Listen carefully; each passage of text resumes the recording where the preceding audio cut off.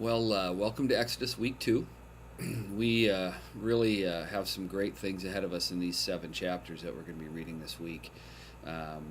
Really, honestly, the story continues of God working to rescue his people, to set his people free from Egypt, slavery there.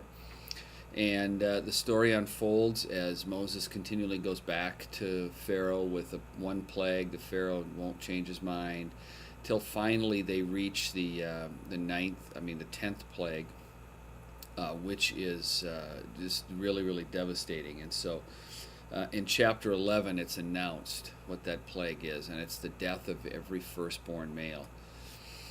And it's a pretty tragic series of events that are going to take place in Egypt.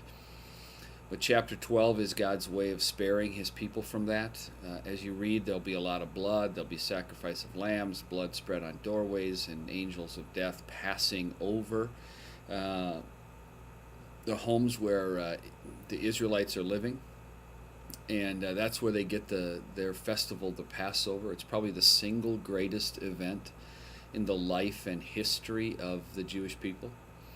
And it's a very interesting picture of what is to come in Jesus. The death of a firstborn is what moves the people out of Egypt, moves finally Pharaoh's heart to let them go. And Jesus is often referred to as the firstborn of many. Then the Passover itself has elements that just point directly to Jesus. It talks about a lamb. There's blood. There's the victory over death. There's all kinds of things that point directly to Jesus, that he is the Lamb of God. It's by his blood we're set free, and he conquers death for us. And so the Passover itself is a very, very large event in the life of the Jewish people and also in the life of Christians. As it points to Jesus.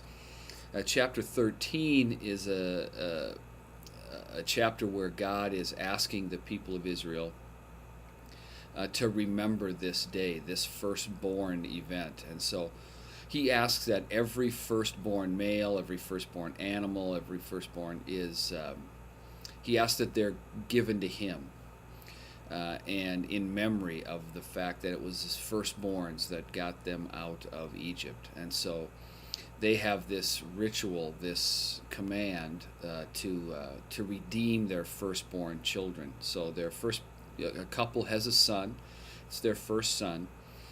They would go and sacrifice a lamb to redeem their son and to consecrate their son to the Lord. And so it's a constant reminder for the people of Israel that God saved them through the loss of a firstborn. So it's just this sense of really connecting deeply with what God was doing in the Passover.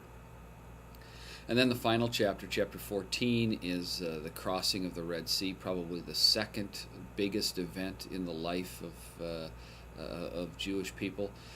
This event where they're trapped and God rescues them and does a miracle, and they're actually saved through the water.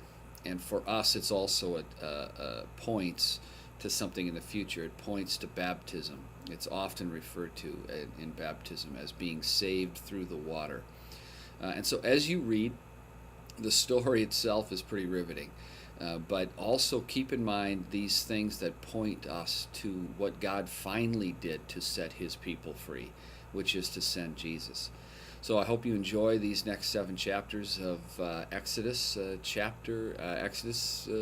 the second book of the Bible. Have a great week. Thanks.